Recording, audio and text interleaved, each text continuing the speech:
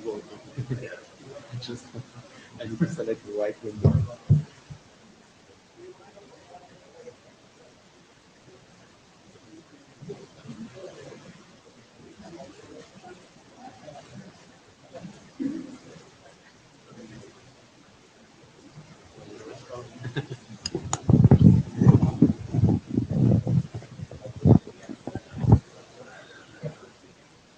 Hello everyone, welcome to PCE.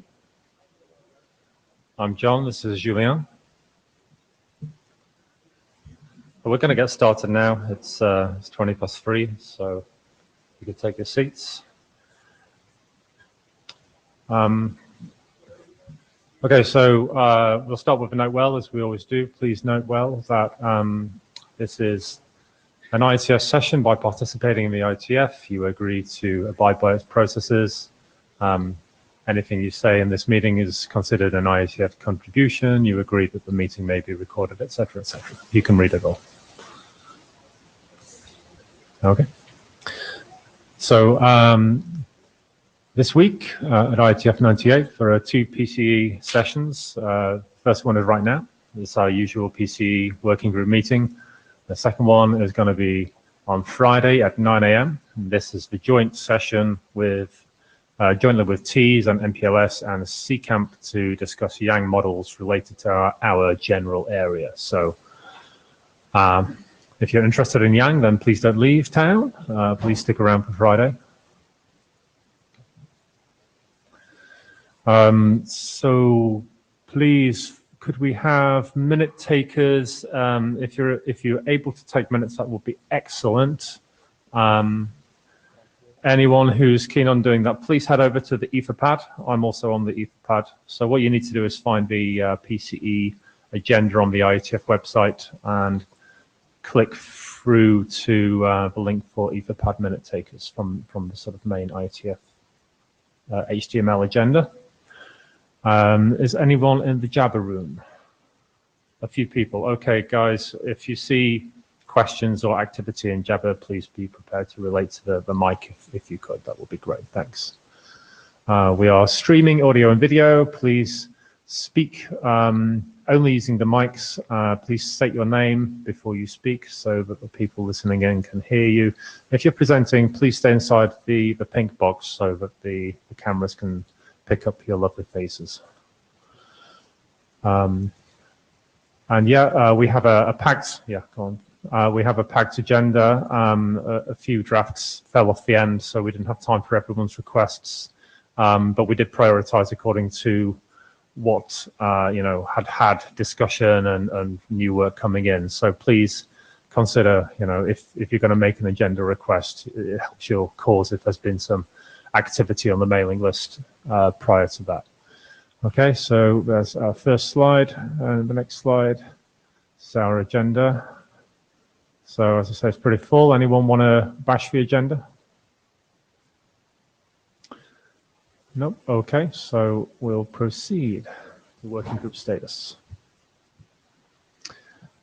Using the mailing list, there's nothing particularly driving me. It's just the usual nag that I always do. Please use the mailing list actively to discuss all the drafts that we're working on. It's kind of unhelpful if private conversations happen and then new versions of drafts get published, because it's kind of hard to see the process by which we reach consensus. So please, if you have a comment on a draft, please remember to copy the mailing list on that comment. Okay. So our document statuses, we have one new RFC, RFC 8051, the Stateful PC applicability. It's published shortly after the last IETF meeting. We have 2 internet drafts in the RFC editor's queue. Both are missing a reference to Stateful PCE. So we've got the PSEP service aware and the interlayer extensions both ready to go, just waiting for Stateful PCE to catch them up. With the IESG, we have Stateful PCE and Stateful sync optimizations. The Stateful PCE has been approved. It's pending a document update. The authors have indicated they'll update the document by the 1st of April. I'm assured that's not an April Fool. So we're hopeful that that will get done in the next week. The stateful sync optimizations has just been updated following IESG review, and I see it's been submitted and approved for publication. So thanks for that, Deborah. And then finally, with the IESG, there's PCE-initiated LSPs that's currently pending a routing directorate review before we proceed to IETF last call. So within the working group, there are a bunch of drafts which are at a fairly advanced stage. So we'll go through these one at a time, just give a quick update. First of all, GMPLS PSEP extensions, as past last call, is very mature, possibly a little overripe, and is pending a Shepherd's report. That's fair? Okay, so as soon as that's done, then that will get pushed to the ISG. PSEP-S, we promised specifically a status update on this. So we now have a document shepherd, Cyril, who is not here, I don't think, but Cyril has stepped in to be the shepherd of that. He's just reviewed the draft. He's sent some comments to the authors. Drew's nodding his head, so you must have seen those. So I guess Cyril needs to see a new version of that draft, and he will prepare a shepherd's report in parallel, and then we can forward that to the IESG as well. So we'd all be very keen to see that published. WSON RWA extensions draft is stuck waiting for the GMPLS extensions. Otherwise, it's ready. We already have a shepherd's report written, thanks to Daniele, who has been our kind shepherd for that draft. And finally, RFC 6006 BIS, the point-to-multipoint draft, the fix to that RFC, as passed working group last call, and I expect to be sending that to the IESG very soon too. Have we got draft authors for the inter-area AS applicability in the House? And if so, do they want to give us an update on that? No? Okay. So, I mean, the status for that was that we passed working group last call. I was shepherding it, and I had a review and had a lot to say about it. So I think we need to see, I mean, it's mostly editorial stuff, but we need to see a new revision of that draft, I think, before we can take it forward. Okay. So not on the agenda this time, but we have two IDs related to PC association, LSP associations, diversity and policy, and the stateful PCE auto bandwidth draft is also a new ID. And RFC 6006 BIS, that's an error. Well, it is a new ID, but it's already in beyond last call. So, anyone got an update on any of those first three drafts for us? Okay, so I guess they're fairly static. And then we have a whole set of kind of middle of life drafts. We're sort of looking to see, you know, which ones are going to proceed, if any have fallen by the wayside. So is anyone in here who has any knowledge of the state of, let's pick one at random. Jeff. Apologies for not finishing segment routing. I'll finish it this week. Drew is here as well. So. Okay. So yeah, just to remind the authors, and I am one of the authors, so I'm reminding myself, segment routing and LSP setup type have an early allocation from IANA. That's going to expire in August. We need to publish by August, or we lose the code points. So let's get it done. Okay. Drew. Hi, Dhruv. This is regarding the PC P2MP. We will wait for RFC 606 BIS to get over, and apart from that, we have an implementation and we feel it's stable, so we can progress that as well after that. Thank you. Thanks, Drew. One more request. We are discussing with the association group object because there are a bunch of documents dependent on that. So I think we have to prioritize that document as well. Okay. This is Young regarding Stateful PCE GMPLS. We're going to revive it and then update. I think Sharon left from IETF, so It's Yeah. been working for a while, but we'll definitely help. So someone's going to take the reins from Jan and We may still keep her name, but depend on what she wants. But she's definitely- handing the pen to someone else. Right. Yeah. Okay. Okay. Thanks.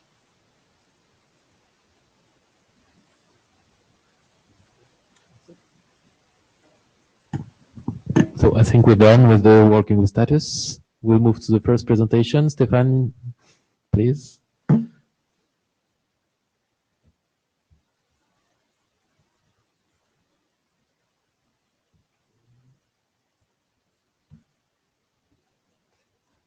Let's wait for the slides. Show that here. So I think the first one is about diversity. Yeah. Okay, so this presentation is to give you an update on the changes that we done in the association diversity. So just to remember, so the overall goal of this extension is to provide the ability for a PCC to tell the PCE that a particular LSP is belonging to a particular disjoint group where multiple LSP could be. So this is the global ID. So we are reusing the base association group draft, and the ID is to use a particular association type to tell this is a diversity that we want to achieve. So compared to the previous version, so in the first version we used multiple association types, so one for each disjointness type, whatever it's being disjointness or SRLG disjointness.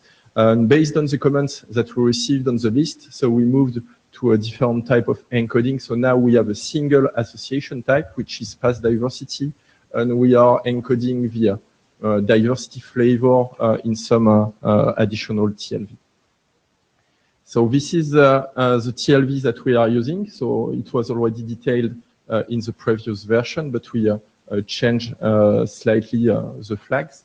So it's called the Disjointness Information TLV, and we are using an encoding which is aligned to what has been done for the SVEC object. So we have a pair of flags for SRLG node and link disjointness, and we are keep using the shortest path bit and strictness bit that were already detailed in the first version.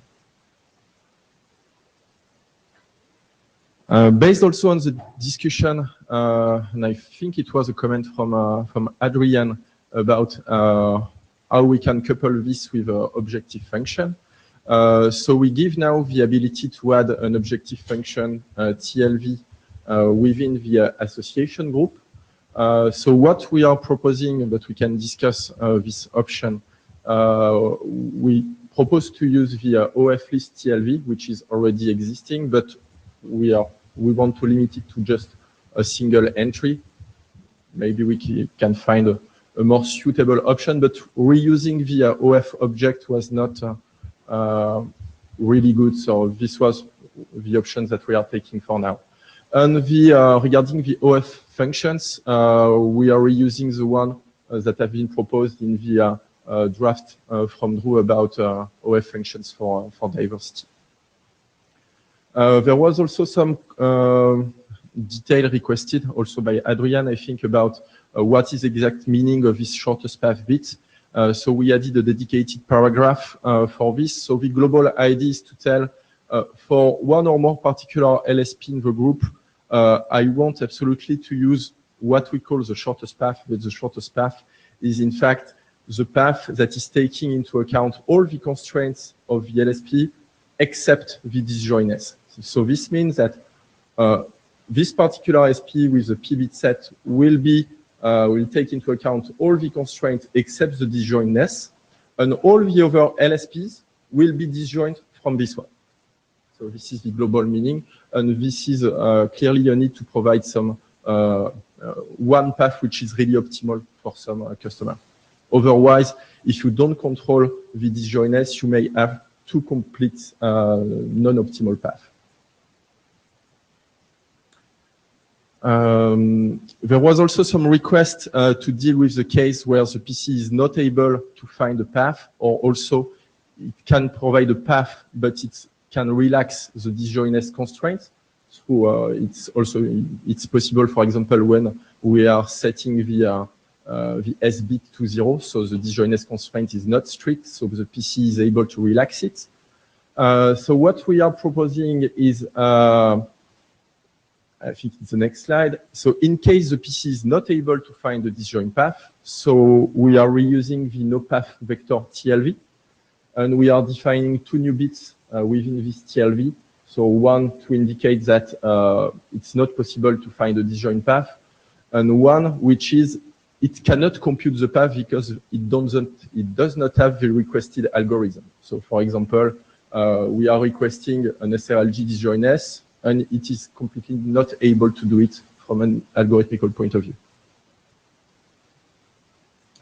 And regarding the constraint relaxing, so when the disjointness cannot be found and the PC is providing a path which is not disjoint, so we need to inform the PCC that this path is not completely fulfilling the constraints. So we are proposing a new relaxed constraint TLV, which is more generic, so it's not only tied to this disjointness constraint. It may be used in other use cases where a particular constraint is authorized to be relaxed. I think we need some discussion on the encoding of this. So what we are proposing today, but it clearly requires some discussion, is just to put the object that has been, so the object corresponding to the constraint that has been relaxed. So this is the first proposal, but I think we need some discussion on this encoding and proposal. So about the next step, so we think that we addressed the comments that we received. There's clearly a need for some discussion and enhancement about the new proposal, so feel free to give your feedback, and we'll be welcome to update the document. Thank you, Stéphane. Any feedback, comment, question? No, everything was clear. So in that case, I propose to move to your other presentation. Yeah. So the next one about state synchronization between a PC. So the goal of the document is first to define the procedures for stateful PC communication between 2 PC nodes. So because the stateful communication has been defined from a PCC to PC point of view, but we don't have the exact procedure for a PCE to PCE communication. So this is the goal. And why doing this? One of the drivers is to bring more resiliency in the design. So in case I have some PCC to PCE session failure, I may be able to send some state using this inter-PC communication. So this is one of the primary goals. And the other topic in this document is to deal with path computation optimality, and also some computation loop scenario where you are falling into some split brain and you have one PC computing one LSP, one PC computing another LSP, and the two LSPs are linked to each other. So, for example, the path of one LSP is depending on the other. You may fall into computation loop, and we are proposing some master-slave behavior between the PC in this kind of situation. So the big work that has been done from the last time is we merged with some existing proposal. This was a proposal from Drew about LSDB real-time synchronization. So we have something now which is aligned, and we have a single proposal for all the inter-PC stateful communication. It's also include part of the hierarchical PC, which will be based also on this extension. And we done some slight changes in the procedure. So globally, in terms of capability, we still have a bit to signal that this is a particular inter-PC stateful communication.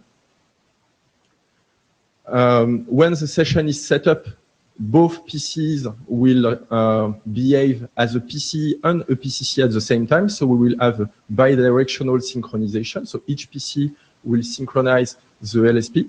It's an asynchronous process, so yeah, there is no particular order here. And the idea is that to identify the original PCC address, we are relying now on the speaker identity TLV, which has been already defined. So we are reusing this TLV to carry the original PCC address in all PSAP messages.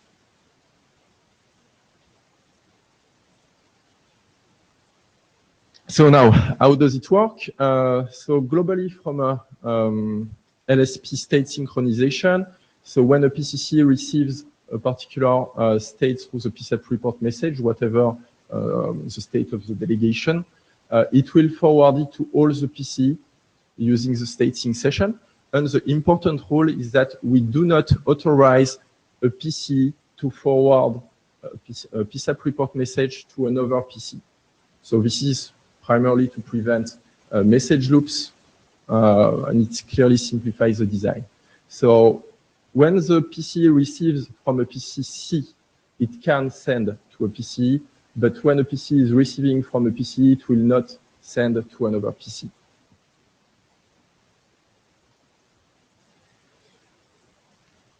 Based on this, a particular LSP state may be received by multiple sources. It may be received directly from the PCC, and it may be received also from another PC or even multiple PC. We decided, at least we propose, to only keep track of a single state. So we just keep in memory the last state that we heard, because from a network point of view, there is a single state, which is the state that has been advertised by the PCC. So it does not really make sense, at least from our point of view, to keep track of all the states. What is important to track is the sources of the state. So we keep one state, but we keep track of all the sources where we learned the state from. So this means that in case, if I want to remove a particular LSP state, I need to have this source list to be empty. So I need to receive a remove from all the sources that provide me via this state. Now, the last point on this draft is what we call the subdelegation. So this is the master-slave behavior that I introduced in the beginning of the presentation. So globally, to solve this path computation optimality, sometimes I really need to have a single PC computing a set of particular LSPs that are working together. If multiple PCs are trying to compute path for this set of LSP, let's say PC1 computes path for LSP1, PC2 computes a path for LSP2 that are really working together, we may fall into computation loop or some path optimality. So in order to solve this, we want to ensure that for this particular group of LSP, we want that one PC will perform the computation. So what is proposed is that when a PCC is delegating an LSP to a PC can decide to subdelegate the computation to another PC. So we are just defining in this document this subdelegation procedure, but this election of master-slave is completely out of scope. It could be a manual configuration telling that this particular LSP must be primarily computed by this PC that has this IP address. It can be done by maybe a protocol extension, but this is out of scope. What we are defining here is this just master-slave behavior where when a PC receives the delegation, it can decide to subdelegate it to another PC. And when this PC subdelegates the LSP to another one, it loses the control on the LSP. So by itself, it cannot compute the path anymore. It cannot update the LSP anymore. It will be the role of the master PC.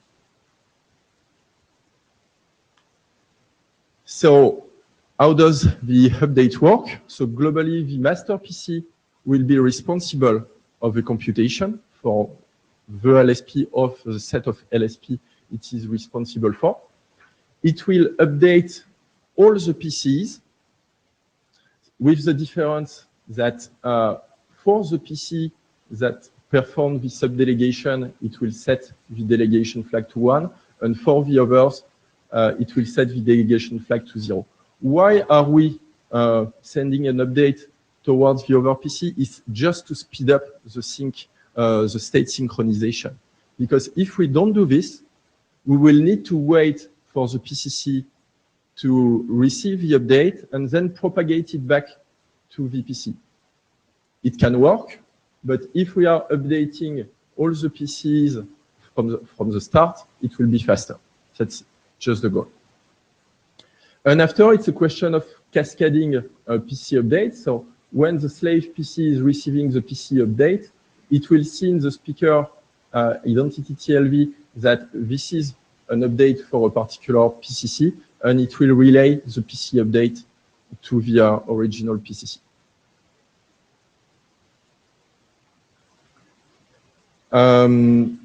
So this extension is also a base for the hierarchical PC stateful work. So if you want to do the hierarchical stateful PC, you will have to advertise this inter-PC capability. And in addition, you will add the hierarchical PC capability. And this is detailed in the PC stateful HPC draft. When we built this architecture, we thought about first message loops that we try to avoid by this kind of split horizon mechanism between PC. But we also thought that it may be optionally interesting to record some information when the messages are propagated through multiple hops. So we are proposing, but it's purely an optional behavior, that each PCEP speaker may add in a new TLV some PCEP speaker information. So for example, its IP address, or if we want to, I don't know, record some particular information on, yes, this is something that we can do.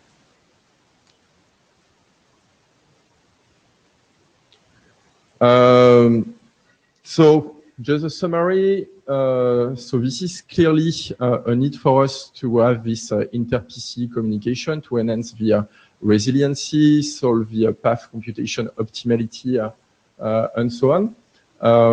I think we are now on the good track with this standard inter-PC procedure, whatever it's hierarchical or flat or whatever.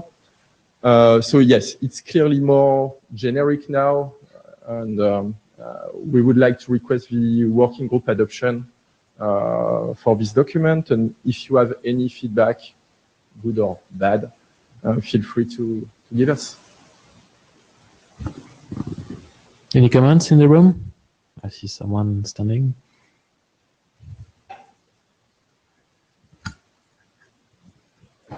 Andrew Dolgaro, Nokia.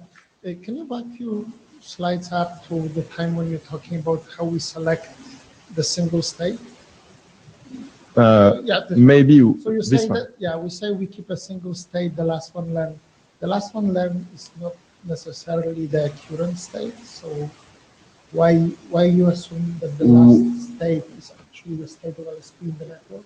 Why it could not be the Different propagation via different paths between.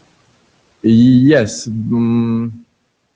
PCC sends to master, PCC sends to slave, the message to the slave somehow goes faster. Yes, but the state, whatever the order of the message, the final state that you will have will be the state of the PCC.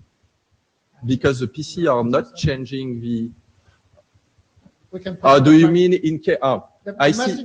If you have a flapping... Yes, yeah, yes, flap, in case of like flapping. regular, Yes, no in case of problem. flapping. But if we start flapping, this may get out of sync. So I think we may need to do a little bit more. Yes, we thought about this, and one of the ideas that we had is for the PCC to add a kind of timestamp. Yeah. this was an idea that we have in mind to try to solve this. Yeah, we It's can- not in the document yet, but Okay. if you also think that it's an interesting yeah, point, we we need to can add add it. Okay. Thanks.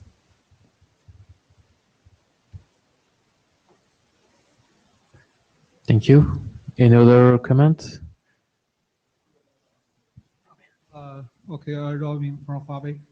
Since I think this is truly interesting the solutions, but from the my point of view, I have some the doubt about this one because I think that in the application scenario, once this connection between the PCE and the PCC is broken, for the PCC,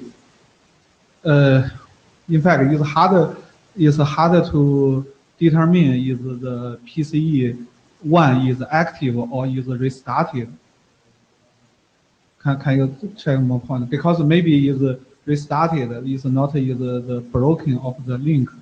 So, and I'm not sure because only the PCE maybe work, but in fact, the PCE and PCC a lot of other links for some of the BDP or netconf and some of the state need to synchronization, but only the PCE work. I'm not sure the effect is okay for the in the whole picture. So that's my. I'm not sure to understand your point, but if, for example, here the PC is completely failing, it's not an issue. If it was a master PCE, this one will take over and it will compute the path.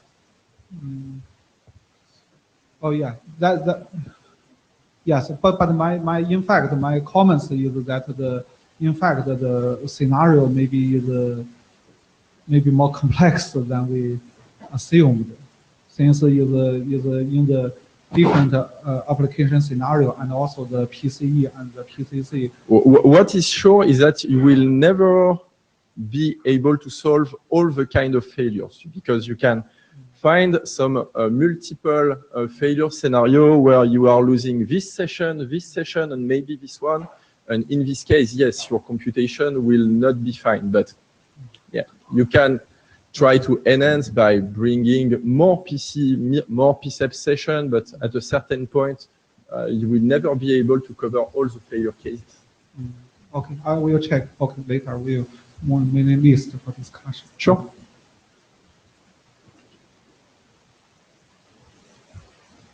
Could we have a show of hands from people who read the document, please? Not so many. Please read the document. Yeah. Because when we exclude the authors, there aren't so many. So I think it doesn't make much sense to poll the room further today.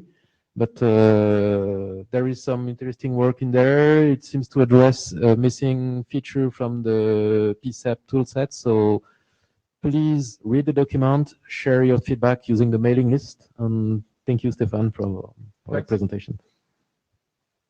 Next presenter is Shantaya, I guess. While we're waiting for the next presenter, could I remind anyone asking questions, it's a good idea to go to the Etherpad and make sure that we capture your question and the response correctly. Otherwise, we may miss some subtlety. Thanks.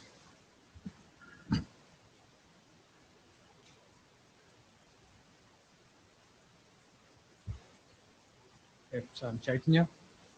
Yeah, this one talks about the capability for a PCE to request control of an LSP from the PCC. We'll go over a few use cases and then the proposal on the table. So I'll just skip the slide. We've talked about those use cases in the next slide. So more operators are moving towards the centralized TE-SDN control, and also looking for new enhancement. And one such enhancement was sure. And one such enhancement is for the PCE to take control of an LSP for global optimization. We've got there's some scenarios where the PCE has a better view of the network in terms of futuristic demands, service demands, and this draft talks about the ability for a PCE to take control of a specific LSP, optimize it, and then maybe return it back to the PCC if needed. So it's a very straightforward draft.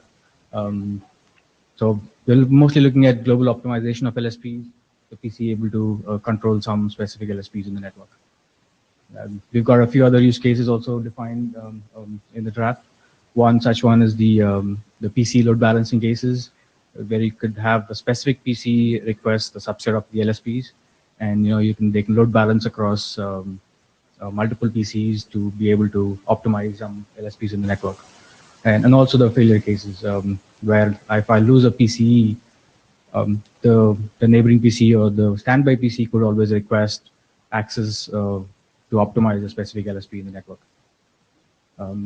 So going back to the proposal, the straightforward proposal, what we are proposing is a LSP control flag set as part of the SRP object. So it's going to be part of the update message, and a PC sets the flag 1 to indicate that it wishes to gain control of the LSP. And this is identified by the LSP object. So it's a very straightforward draft. So asking for a new control request flag, and it's up to the PC to delegate or not delegate. So we're not changing any other mechanisms in the PC stateful draft. So this is just an add-on to it to be able to control or delegate specific LSPs. So any questions, comments? I see someone coming. I take the opportunity to just suggest that it would be good to avoid choosing the bit number you allocate. You should leave that to Ayana. You request for a bit. Yes, We had this discussion on the list, but it is still on the draft, on the presentation. Don't choose the bit number now. All right. Yeah, Leave it for later. Thank you. Yeah, I'm kind of related to that. So before we allocate the bits, so you started your presentation saying more operators are deploying this, which can you be a little bit more specific? We only have as many flags as we have, and so I want to make sure that before we start allocating flags, we're actually solving real problems that operators are seeing versus technology theoretical problems. So if you can maybe add some comments on your upfront statement, more operators to build a case for extra bits. Yeah. All right. So at least from where I stand, we've seen this time and again where we try to optimize some LSPs in the network. But yeah, we will always we can probably clarify some of this in the draft, and maybe we can wait for your comments.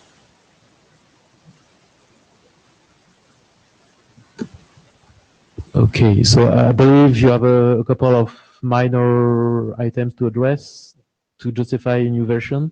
Use that new version to try to gather some support on the mailing list, and then we can see how we can progress. May I just have a show of hands on people who read that document in the room?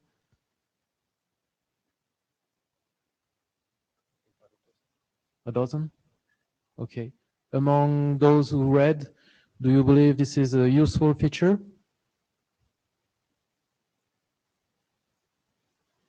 Almost the same. Yeah, maybe a couple less, but almost the same. Okay, that's a useful feedback. Thank you.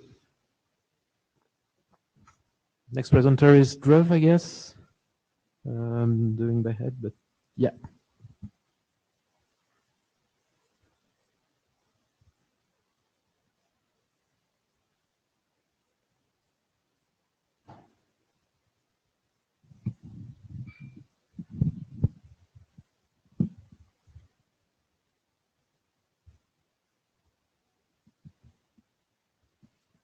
Hi, this is Dhruv.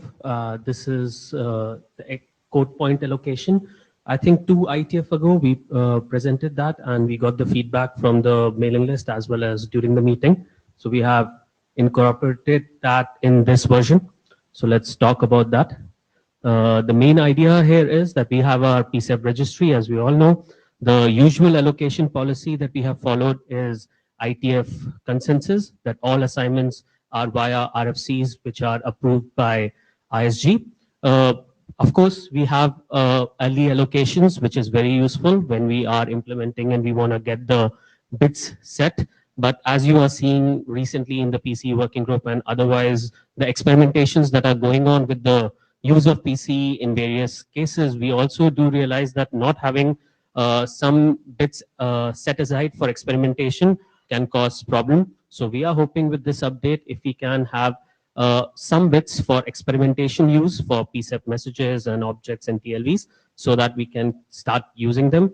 The main aim is, as the experimental usage describes, is to facilitate more experiments in closed environments, and main aim is that these values will not collide with any of the other INA allocations that may happen in future, as well as the current ones. And especially now, when we are seeing PCEP also in the open source, we want to make sure that when we have features which are not standardized or who are not at the level of INA allocation, the kind of bits that we use belongs to the experimental, so that it will not create any confusion. So that's our main aim with this document. And when we saw the problem in the open source that this was happening, so that's why we are writing this draft, to solve this as quickly as possible. So what were the feedback and what's the update? We were trying to get more feedback and trying to use that. What are the registries that we want to have for experimental? The kind of feedback that we got was focus only on the essential, don't try to do it for everything. So that's what we are doing. Only 3 things: PCEP messages, PCEP objects, and a generic PCEP TLV. Those are the 3 things in which we would like a small experimental range set aside. We had an appendix which was talking about what other issues can happen and what do we do with object type, notification. So we have removed all that detail from the drafts now. We were also thinking of whether there is a role of PCE working group wiki there. So again, the feedback was not to do anything like that. So we have removed that completely, and we have aligned to RFC 3692, which states that this range is only for experimentation, and the device needs to consent between each other that what is the meaning of those bits, and other implementations may use the same numbers for different uses. So that's why there is no need for us to maintain a wiki, and that's the policy that we are following with this update. What's the update looks like? For experimental allocation for messages are these: for objects around 31 bits, for messages 8, and for TLVs. Allocation policy that we would like to set is experimental as per 5226. So basically we have what the feedback that we got from the last time we have incorporated, and I hope the working group is happy with that. And with that, we can hopefully adopt it and move it so that we can avoid any potential issues in this area in future. As a part of ongoing effort in ONUS, we have already started using these values for the experimental extensions so that we can avoid issues. I think that's it. Thank you. Any comments for Dhruv? Just was one thing. Name, please. Andrew Dolgan on Nokia. This is great work, very important, very needed. We probably, as in any protocol, want to add expected behavior, because you may have an experimental things added at top of the live network. So you want to describe the behavior, what happens if the receiving ends do not know how to interpret the experimental bits, not set to something. Yeah. Luckily, I think the RFC 5440 handles all those cases quite well, like unknown messages in case it's from the experimental range, or unknown TLVs, unknown objects. So since the range is already from not allocated, not used, so if somebody who is not following this experiment, he will follow RFC 5440 behavior. Yeah, then you probably at least want to say that I've quickly scanned through this. Yeah, for the draft. I've not mentioned that in the document. Yeah, I don't think it's being mentioned. It's probably just worth. Yeah. Like there's no. Yeah, understood. No, just clarification. Even if it's already covered, you may just add a sentence to point to that to make sure everyone knows we are reusing existing mechanisms, just for clarification. Yeah, seems reasonable. So I'd like to know who's read the draft. Okay, I guess about 8 people have owned up to it. And of those people who would like to see this draft adopted in PCE? That's the same people. Okay. Yeah, I think that we badly need this. It's really important. So we're going to take this to the mailing list after the meeting. Thanks, Drew.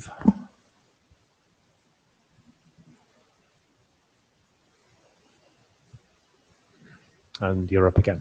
Yes. So this is an update to a bunch of documents, mainly stateful HPC and the related stuff to ACTN, that how we are able to use the PCE architecture and the PCEP extension so far with the stateful HPC and association objects, etc. So on behalf of all the co-authors, I'm presenting this update. Since there are a couple of documents involved here, I wanted to just show what is the relationship between these documents. We have an applicability document, which is an informational document, which talks about how do we apply the various PCEP extensions and architecture inside ACTN. And I will talk about the update to that. But apart from that, we have the various extensions that come into picture.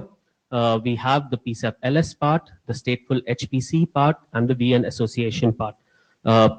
In this presentation, I'm focusing on the yellow dotted lines, but PCEP LS and even the draft which was which Stefan just presented, the state sync is also related to stateful HPC. So all these drafts, how they play a role in the ACTN, that's the document map, of which, in fact, some of the documents, as we discussed, are kind of generic. They are not just for ACTN. You can use stateful HPC just as a part of your PCEP network, and it doesn't have to follow the whole ACTN architecture and CMI and all that stuff as well. Similarly, PCEP LS is just a mechanism to carry link state within the PCEP. PCEP LS is one of the, ACTN is one of the use case for it, but it's an independent work as well. The VN association is something that is kind of specific to ACTN that we have. So starting with stateful HPC, the document is pretty straightforward. It's an informational document which talks about how the HPC and the stateful PC can be merged together to form stateful HPC. Basically, it's we already have a hierarchy of PC. What if those PCs are stateful PC? Then it is a hierarchy of stateful PC. This was discussed, I think, in Buenos Aires, and we had good feedback. The kind of changes that are needed in protocol, Stefan is doing it in a generic way, so that can anyway be used in this document. So this document, that's why it's just informational. It doesn't ask for any protocol changes in the document. So what are the, oh, I'm running through, yes, this is it. So what are the changes that we made? There were comments related to adding clarification on how the recursive nature works, and it can go to multiple levels as per the HPC architecture. So the idea is all PCEP messages, delegations, reports, updates can be done in a recursive way, similar to how Stefan presented in the state draft. The only difference is that this is a parent PC and a child PC relationship, rather than a master and a slave. How do we know? We clarified how the capability advertisement would be done. We already have a HPC capability TLV as a part of PC hierarchy extensions, and we have the stateful PC capability TLV, as well as the bit that is added for inter-PC communication. Together, we can use that for advertising the stateful HPC capability. How would we manage the state synchronization as per the previous presentation that you saw? And are there any considerations with respect to scalability, etc.? So we have tried to handle that, how that can be taken care, what kind of information that needs to be pushed up to the parent PC. So our recommendation is that we need to report only the LSPs that the parent PC could use for its optimizations, which is usually interdomain, or the LSPs that he's personally involved in. You don't have to push all the LSPs from all the child PCs to the parent PC. And apart from that, the PCEP protocol allows you to have notifications and other other way to handle scalability as a part of stateful PCE draft itself, those are applicable even in stateful HPCE case. And we also took care of the security and the manageability considerations as well. So we have tried to make sure that all the comments that we have received and the documents get a little bit better. So that's the update for stateful HPCE. Moving on to the VN association. I think the main concern here was that what would be the use of having this kind of association within a PCEP. So within the ACTN working group, we have talked about what is a VN and how knowing which set of LSPs together form a virtual network is quite useful when we are thinking of re-optimizations or when we are thinking of how to represent a virtual network for the end user as a selection, as a list of VN members. So having this association as a part of PCEP protocol could be very useful. What are the cases? We would like to optimize all LSPs belonging to a particular VN rather than doing this per LSP. So having this kind of association, I can have a better optimization functions and better policy to handle that. And any VN specific action that I would like to perform, having this relationship between the LSPs known in my hierarchy of controllers is useful. So passing this information from parent to child is needed. So we use the association object itself, add a new association type for VN, and rest of the procedure remains the same. We added clarity to why we are doing this, what are the cases that we would need to know this kind of association, whether it is for fresh path computation or during re-optimization, where we would like to not just optimize a single LSP, but optimize the whole VN. That is, collection of all LSPs needs to work together to get the best results for the ACTN scenarios. So that's our main use case, and that's why we feel passing this information is needed.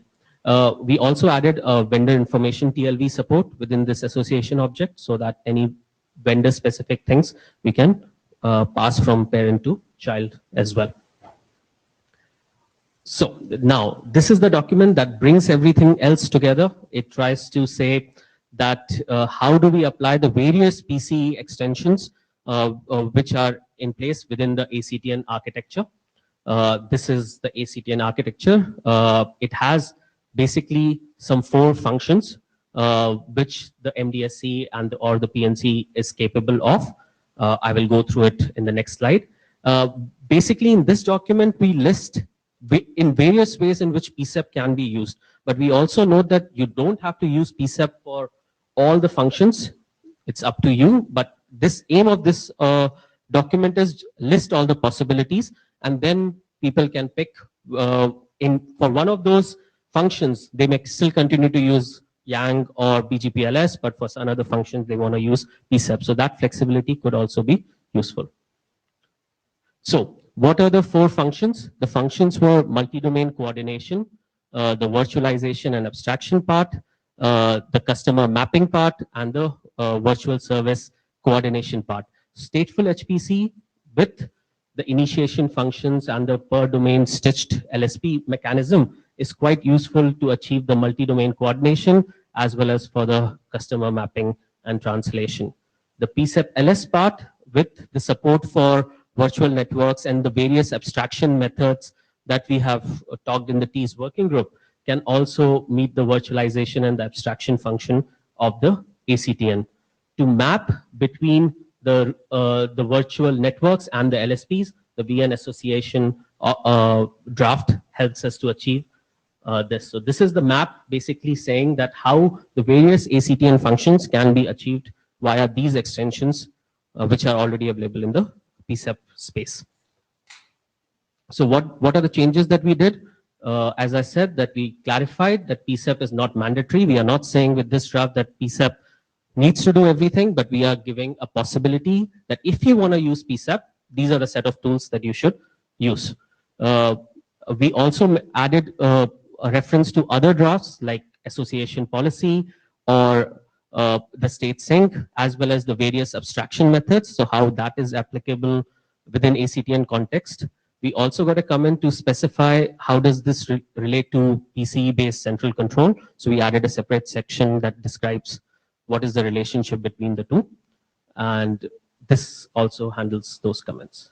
Okay, so final slide. We want to know what's the best way to progress our documents. The main thing is that some parts are independent. They are not ACTN specific per se. So I think the stateful HPC and the PCEP-LS, they have their validity on their own. But then we have the ACTN specific drafts, which are the ACTN applicability and the VN association. So we need to figure it out as a working group. What is the order that we are progressing in, or how are we handling this? You may have seen some implementation reports we presented in the last IETF as well as there were some discussions on the mailing list where people are saying that part of what they have implemented so far.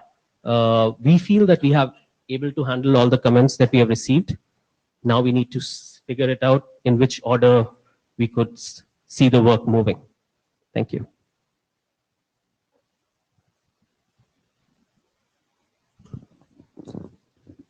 Any comments for Dhruv? Hi, my name is Michael Schrauf. This relates to the question that we had earlier in the morning on the CMI interface. If you go to, I think, slide number 9, where you show the, oh no, it was the one where the, yeah, there's one here. Actually, I thought that the VN concept is on the CMI interface in ACTN. Now you extend PCEP for the VN concept, but you don't show it on that interface. So this is why I said this morning, it's confusing what exactly the role of CMI is and what the VN concept is. And I also think it's still unclear why you need that extension in PCEP here. Possibly this can be clarified, but I think it's an issue in the ACTN architecture as a whole. And by the way, I mean, the MMI interface is not well defined in ACTN. I'll leave the ACTN part of it. Maybe we can focus on the PCEP. Yeah, for the PCEP, I don't have any concerns for the PCEP right now, but as I said, I think there's an unclarity in the ACTN part of this, and I think for the VN part of the presentation, it's unclear how this exactly ties into ACTN. But this is an ACTN issue, it's not a PCEP issue. We'll handle that as a part of ACTN. Yeah, I was going to say that sounds like a general ACTN issue. So I think probably the way we would proceed is by looking at the applicability as being sort of the primary document for now, and stateful HPCE as being sort of an independent track, and look at those two. The VN, I guess, let's get that clarified in the ACTN architecture. That works out very well for us. Okay. So on, just to check quickly, has anyone who has read the applicability statement?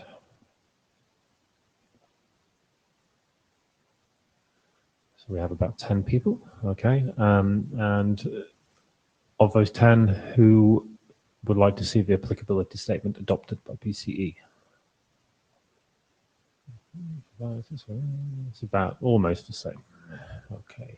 Good. And how about the stateful HPCE? Who has read the stateful HPCE? Rather more. That's good. Okay, maybe 15. And who would like to see that adopted by the PCE working group? Okay, it's like about 10. Okay, well that's a good start. I think we'll confirm both of those on the mailing list. Thanks, Dhruv.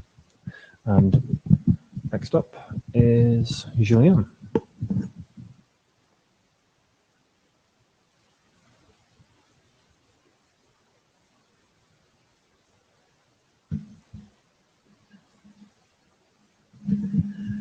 Okay. So I'm proxying here for my colleague Olivier, who couldn't attend the IETF meeting this week. I'm going to introduce you a proposal about inter-domain LSP setup using the PCE stateful architecture on extensions. So I don't want to remind you all the beauty of the PCE architecture to address the interdomain problem, to provision interdomain LSPs. I just wanted to maybe put more emphasis on the specificities to the interdomain, especially inter-AS. There are very strong restrictions on what protocol can run over those inter-AS boundaries. So typically, LSVPT isn't the really considered option to enforce LSPs across AS boundaries. So there may be some use cases where the PCE architecture may help, even if we don't have the LSVP messages across those boundaries. So today, typically, to address this kind of stuff, if we have two ACs in the Orange group that want to have an LSP set up end-to-end, we handle them separately, and we may stitch them possibly using some BGP mechanism there, but as soon as you want to do some TE there are some missing points. So the idea here is to enable the TE architecture to be applicable even to cover those inter-AS use cases.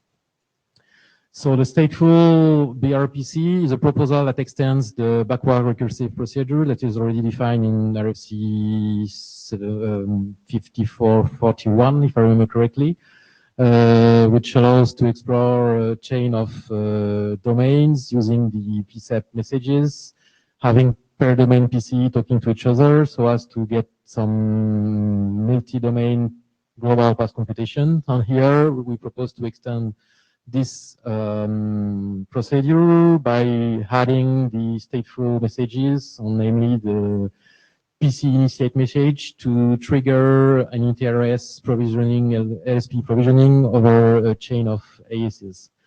The idea is to make use of these messages to trigger the missing piece between the AS, to make the glue between those AS, and get what we call in the draft a stitching label, so as to be able to agree on the label to use to carry the traffic across the AS boundary between the neighbor ASs. So it relies on the existing ERO and RO and the PC initiate message, and we propose to reuse the LSP type that has been already proposed, as we were talking with Jeff before, to distinguish between RSVP-related LSPs, SR type LSPs. Here, keeping those two options, we propose to add other code points so as to cover SR for interdomain, RSVPT for interdomain, and use those code points to trigger label allocation from the ASBR of the downstream, the entry ASBR of the downstream domain, so as to get the label in the PC report and send it to PC from the domain and then up to the upstream domain. So this is probably more clear using the drawing. Supposing we have a chain of 3 ASs, each AS has its own PCE. The operator comes to the first one and wants to trigger the LSP provisioning. We have the usual PCEP rec, PCEP rep exchange from BRPC procedure that happens. We may end up with a shorter pass tree and possibly using passkey encoding to hide the detailed resource span over the downstream ASs. And based on that, the first PC in the chain trigger a PC initiate reusing the selected resulting ERO to push some provisioning to the downstream domains. And this PC initiate is relayed to the third domain here. We may end up in any number of domains. It's a recursive procedure. And back in each domain, each autonomous system is able to push its configuration down to its network node using the PC initiate to the end node. The beauty of the idea is that one AES may choose to rely on RSVPT to provision the LSP segment, while the other AES, another AES in the chain may rely on segment routing to apply the LSP configuration between its network nodes. So based on that, we have a report. The edge of the ASB of the AS3 here has identified a code point for the inter-domain case. In the report, it includes the label to be used on the inter-domain link between AS2 and the AS3 here. We have the label which is allocated by the downstream domain. It is reported up to the PCE of the domain 3, and when domain 3 gets back to the report to its upstream domain, it relays this label to be used as inter-AES glue. When the PCE2 push the state down to its network nodes, it relays this stitching label down to its nodes that is installed in the network elements. So the procedures also rely on the RO, and then up to the upstream domain, we use the same procedure, but in the upstream initiating domain, we don't need any specific LSP type, because the upstream domain doesn't need to allocate a label for another domain because it's the first domain in the chain. So we end up in a global end-to-end LSP relying on many basic mechanisms that are already defined, namely PC initiate, PC report, and VRPC procedure, and we just add the the LSP type option to trigger the stitching label location. So the proposal mainly rely on this draft, which should end up in RFC quite soon, because we have already early allocation pending on this. The applicability covers both RSVPT and SR autonomous system. So system remain autonomous in their T tool inside their own domain. And we also have a list of improvement to be covered for further release if there is interest on working group to work into that direction. So if you have feedback, please feel free to share it or send it by email if you prefer. Thank you. Any feedback, Julien?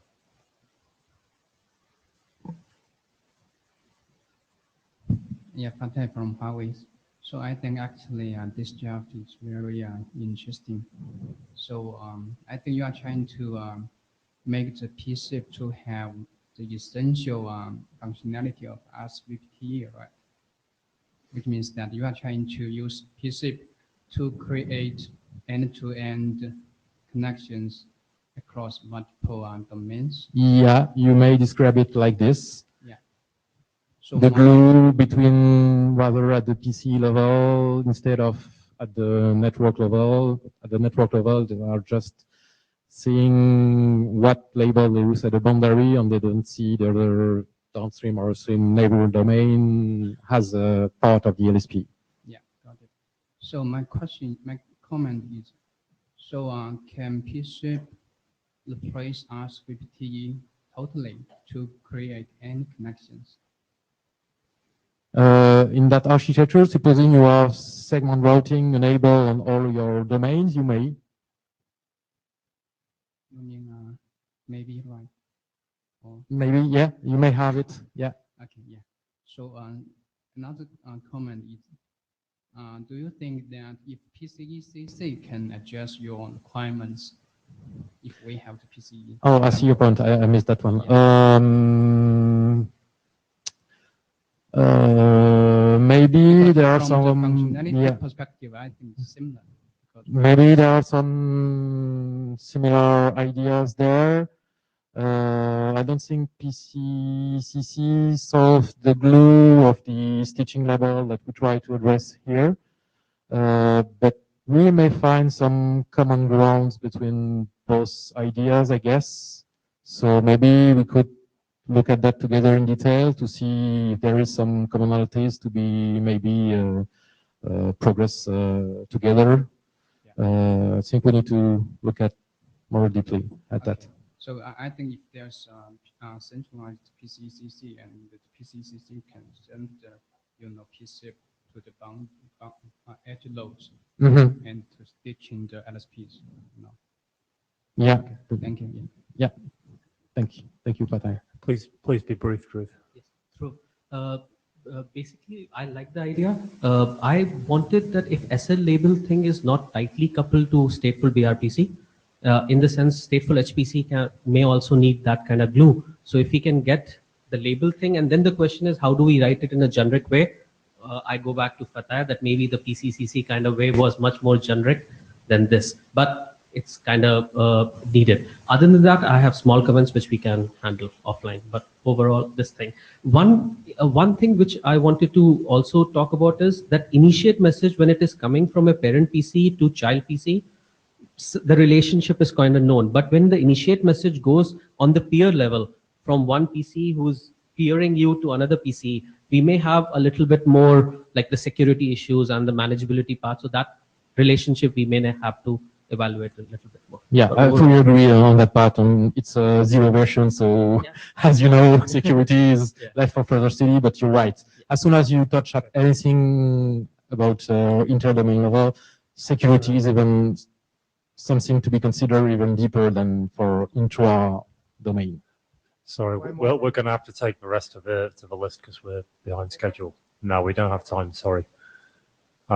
Okay, so you have some feedback, Julia. We can, get some more on the mailing list, and yeah, hope that was useful. Thank you. Okay, so next it's Rakesh.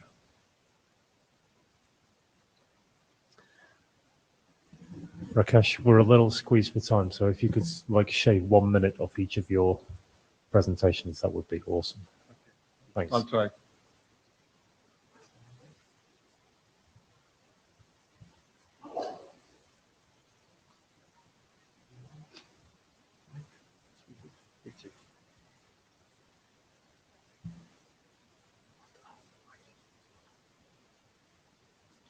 Good afternoon, everyone. My name is Rakesh Gandhi, and I'm presenting this draft on associated bidirectional LSPs with PCE on behalf of the authors listed. So we'll take a look at the requirements and scope of this document. There are two association or initiation types defined in the document that we'll have a look. We'll review the PCEP extensions proposed in the document and discuss the next steps. So basically, associated bidirectional LSPs have been deployed in the packet transport networks. In the RSVP world, the LSPs can be co-routed or non-co-routed. So the scope of the document is either PCE or PCC initiated bidirectional LSPs, and it can also be used with stateless PCE, for example, if you want to do a co-routed path computation.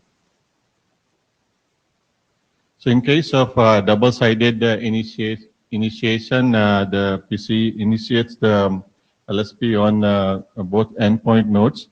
There is a new association type defined for it. And again, LSP can be co-routed or non-co-routed in this case.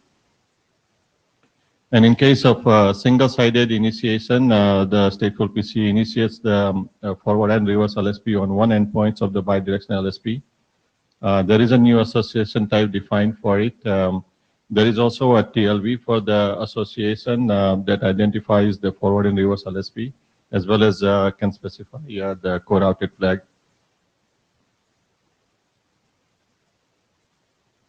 So as mentioned, there are two new association types defined, and the rest of the field in the association objects are populated using the RSVP RFC 75 and 51. So there is a TLV defined for the association object, identifies forward LSP, reverse LSP, or if LSP is co-routed, which can be used for path computation. So it's fairly a short and straightforward document. So we appreciate the review comments and suggestions. So is this functionality useful to have in the PCE world? It's heavily used in the RSVP in the transport networks. And if we agree, request for working group adoption.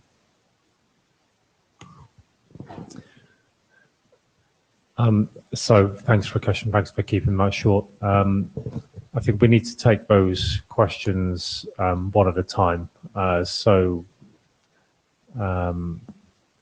Before we get to the working group adoption call, I think we need to see some comments and suggestions on the draft, but we can certainly ask the first question. Who thinks that this is useful functionality to have?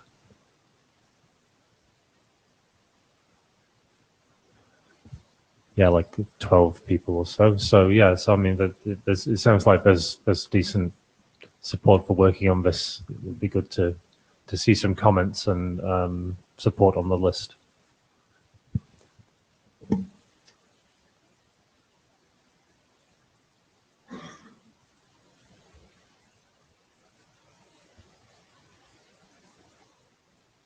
So good afternoon again. I am Rakesh Gandhi and presenting this draft on behalf of the authors. This is for the PCEP extensions for reporting the PE, LSP, PM parameters when using the stateful PCE. So agenda is as following. We'll look at the requirements and scope of the document, followed by the overview of the PCEP extensions.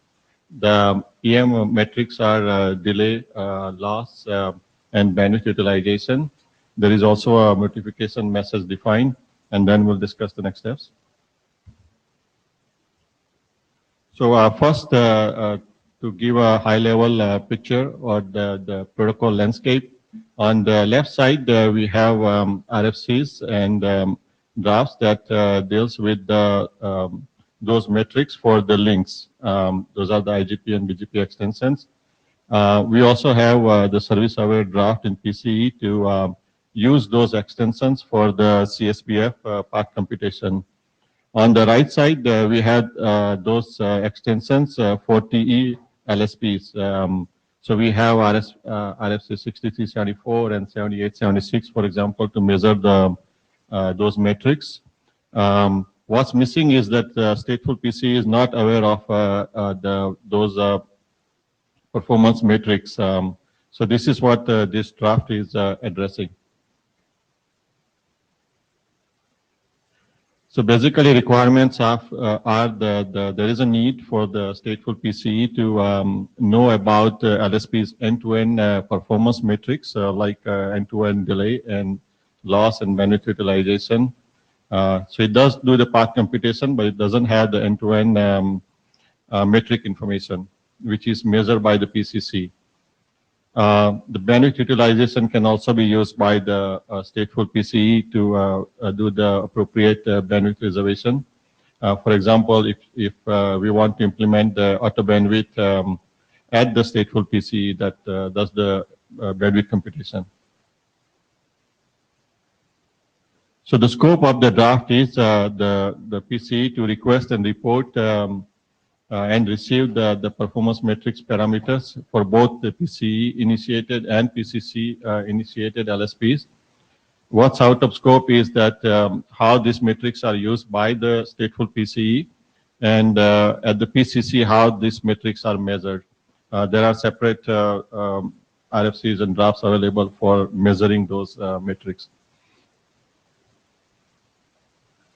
So the overview of the PCEP extensions proposed, there is a measurement capability which is exchanged in the beginning to make sure that they are capable of PM, both the PCE and PCC, followed by the PCE sending the measurement attributes request, which is responded by measurement report from the PCC. So there is a common set of measurement attributes defined for delay, loss, and bandwidth utilization, each having their own TLB types. So the attributes are measurement modes, the measurement interval, the threshold for reporting, including the count, and the threshold being absolute or percentage, and the interval, report interval. So these are common properties for all three metrics that's considered in the document.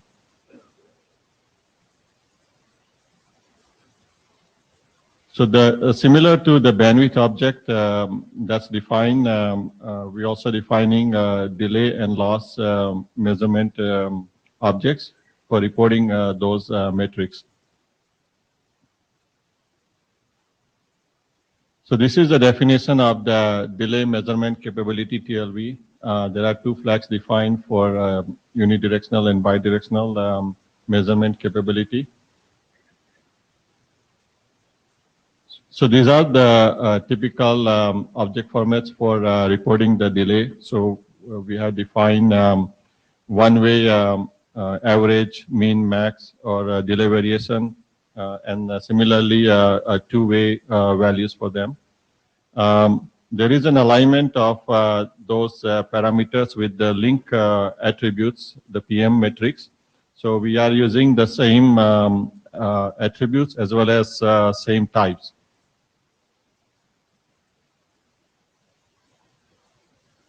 Similar to delay, there is a capability TLV defined for loss measurement as well. We have unidirectional, bidirectional loss measurement, as well as we have infer mode and the direct mode loss measurement. Similar to a link for loss, also the metrics are aligned with the link matrix where there is a packet loss is as a percentage of the total loss reported. Just like delay and loss, there is a capability TLV also for the bandwidth utilization. And the bandwidth utilization report contains a variable length TLV. There is a new object type defined for the bandwidth object. And how many samples are there in the report depends on the threshold and the interval. So there is a PCF notification message defined in order to help with scale. So if there is ever a stateful PCE getting overwhelmed, there is a notification to inform PCC to temporarily suspend the notification, and the values are defined to enter and clear the state. So welcome your review comments and suggestions. Is this useful functionality to have in the PCE world? And yes, we request for the working group adoption. Hey, Andrew Dolgan, Nokia. So the capability is useful. Would I do it that way? No, especially since I have this available today and there are mechanisms developed, designed for scale that do not overload protocol like PCEP. You can do it with telemetry, you can do it with any other things.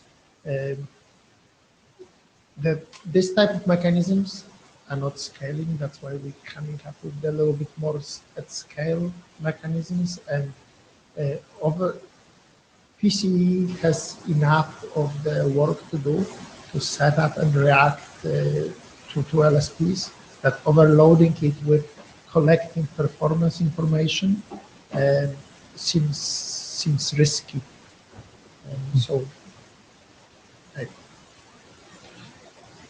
Yeah, the motivation is that PC is already getting a lot of LSP state information via PCEP channel. So this is just additional information that it would have everything at one place instead of having two channels or for different purpose. But that's that motivation. Exactly saying you're overloading stuff and you're gonna get performance issues. Yeah, like if you wanna have this to really be a centralized control plane at scale, having one channel to handle a lot of things is not helping, and we breaking this purposely. So there is this is useful functionality. It's available. It can be done, I see, like, I really don't see anything new other than adding stuff into the protocol. Yeah. Doing it differently doesn't mean necessarily do it better. Okay. Okay, please try and keep your comments as short as possible. Okay, Jeff so- will be the last one. But hey, speaking, could you return to the picture about the relationship? The first one Yeah, this one. No, is this yeah, one. This one. So in this picture, you describe the relationship between your draft and the current updates. Yeah. So, but you don't mention PCE LS draft, because I think actually the measurement information is part of the link information. So I think PCE LS it had very close relationship between your draft and the PCE LS. Yes. Yeah. So BGP IGP is there. We can also add the BGP RS there. Yeah. Okay. Thank you. Yeah. I'm sharing pretty much same concerns Andrew Yeah. expressed. So my question, do you plan to only measure performance from head-end perspective or on behalf of every node in the network? Yeah. So this is the PCC head-end, so end-to-end performance from the head-end. But there's no association with particular LSP, so I presume you will be just redistributing your TED or LSDB into PCAP and showing up to the PC. Is it correct? No, but these are initiated by PCE, right? So there is an association. I'm not sure. So once again, you are going to send only information relevant to LSPs instantiated in particular net. Right. So you are missing the picture anywhere further down in the network. If those are not directly managed by the PCE, then yeah. They are not, but they are part of an LSP. Right. So PCE wouldn't be aware of them and you would be missing them. Understood. Thank you. Jan?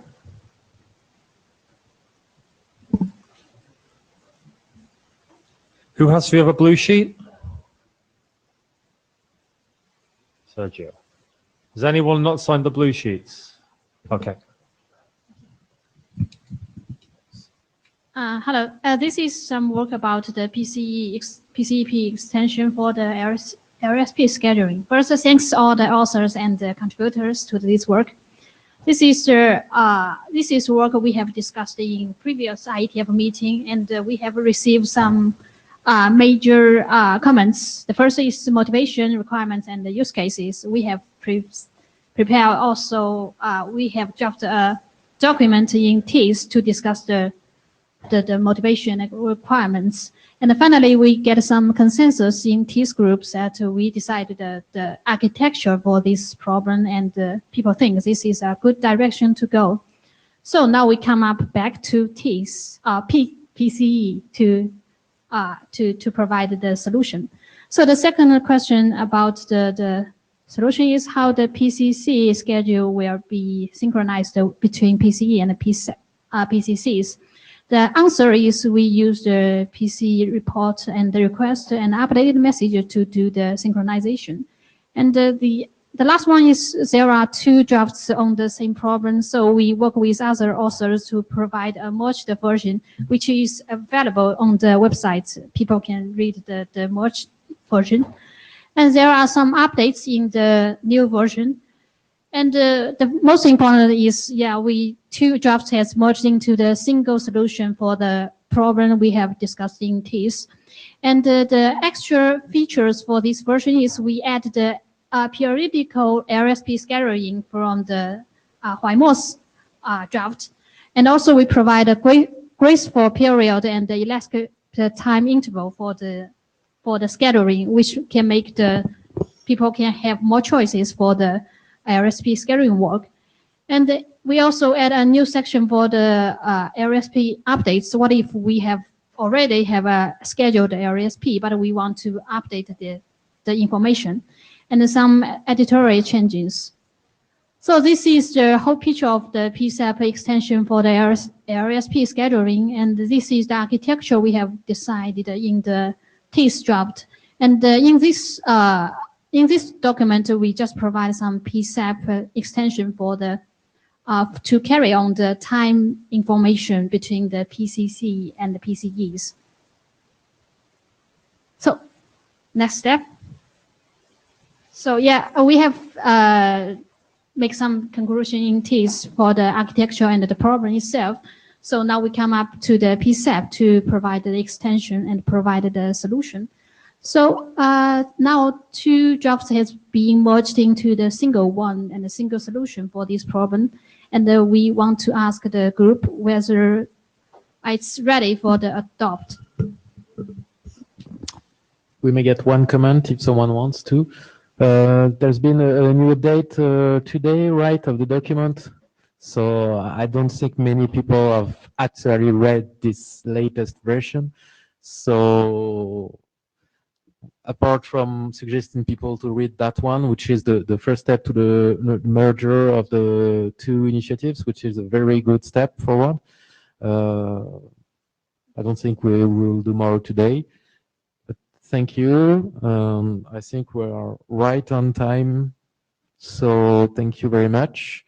I hope everyone has signed the blue sheets. If you have comments on this draft or other, please use the mailing list. Try to use it as much as possible between the meetings. And we'll see each other on Friday morning for the joint young session. Thank you all. Bye.